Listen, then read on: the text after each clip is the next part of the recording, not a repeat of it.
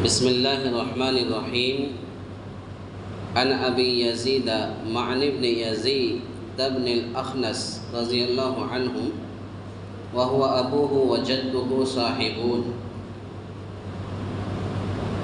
قال كان أبي يزيد أخرج دنانير يتصدق بها فوضعها عند رجل في المسجد فجئت فأخذتها فأتيته بها فقال والله ما إياك أردت فقسمته إلى رسول الله صلى الله عليه وسلم فقال لك ما نويت يا يزيد ولك ما أخذت يا معن. رواه البخاری.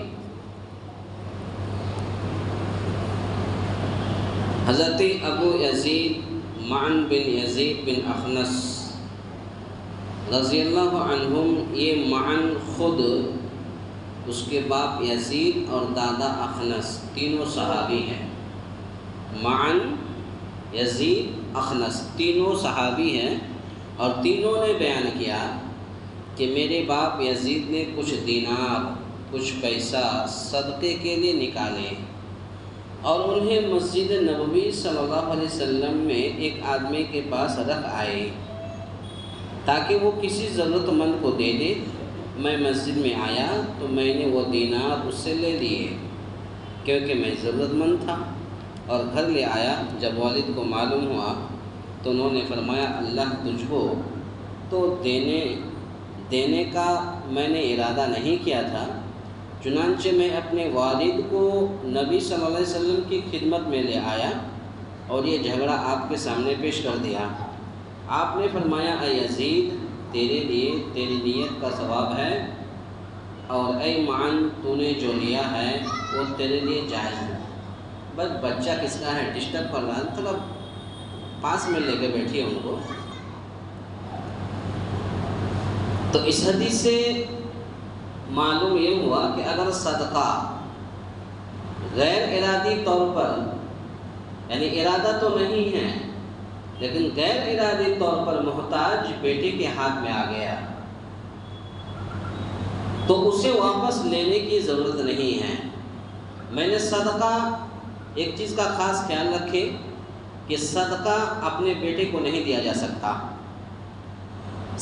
اس لیے نہیں دیا جا سکتا کہ بیٹا آپ کے پاس ہے اور آپ کی ذمہ داری ہے، اس لیے بیٹے کو صدقہ نہیں دیا جا سکتا. ہاں، بیٹا بڑا ہوا، شادی بیاہ ہو گئی، باپ سے ماں سے الگ تھلگ ہو گیا، اپنا کھانے کمانے لگ گئے، پھر وہ مجبور ہو گیا، کمانے کے لائق نہیں رہا، کوئی بیماری پکڑ لیا، اب کوئی مجبور نہیں رہا، تو اس وقت دیا جا سکتا ہے. وہ بھی صدقے کے طور پر نہیں، اس کے علاج وغیرہ کے لیے دے سکتے ہیں. تو اگر کوئی شخص صدقہ کے لیے کچھ روپیہ پیسہ نکالے اور وہ کسی آدمی کو ذمہ دار بنا لیا کہ یہ صدقہ غریب و مسکین کو دے دے، تو غریب و مسکین کے بجائے اگر کسی جس آدمی نے دیا اس آدمی کے بیٹے کے ہاتھ میں چلا جائے تو اس سے واپس نہیں لینا چاہیے. یہی حال معن اور یزید کا ہے. یزید نے مسجد نبوی میں کسی کو دیا کہ یہ دینار تم اپنے پاس رکھو اور کسی ضرورت مند کو وہ دینار دے دینا، لیکن معن نے اس کے باپ آنے کے بعد وہ گئے اور وہ پیسہ، وہ دینار لے لیے. اسی کے تعلق سے بیان کیا جا رہا ہے کہ اگر صدقہ غیر ارادی طور پر محتاج بیٹے کے ہاتھ میں آ گیا تو اسے واپس دینے کی ضرورت نہیں ہے، کیونکہ باپ نے تو کسی مستحق کو دینے کی نیت کی تھی، اسے اس کی نیت کے مطابق صدقے کا اجر مل جائے گا. لیکن باپ کو تو ثواب مل جائے گا، اس لیے کہ باپ نے کسی اور کو دینے کے لیے رکھا تھا، باپ کو ثواب مل جائے گا. اس لیے یہ بات بعض علماء کے نزدیک نفلی صدقے پر محمول ہوگی، کیونکہ صدقہ واجبہ کی رقم ان کو نہیں دی جا سکتی، یعنی بیٹے کو نہیں دی جا سکتی جن کا خرچ انسان کے ذمہ واجب ہے.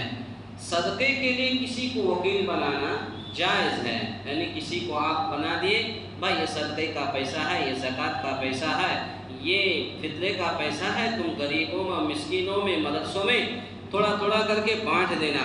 شرعی حکم معلوم کرنے کے لیے باپ کو حاکم مجاز یا عالم دین کے پاس لے جانا باپ کی نافرمانی نہیں ہے، باپ کی نافرمانی نہیں ہے۔ جیسے شرعی مسائل میں باہم بحث و تکرار گستاخی نہیں ہے، باپ بیٹا اگر قرآن حدیث کے معاملے میں اگر بحث کر رہا ہے یہ گستاخی نہیں ہے، کیونکہ قرآن اور حدیث کا یہ کے تعلق سے بحث و تکرار ہو رہی ہے، یہ باپ بیٹے کا جھگڑا نہیں ہے۔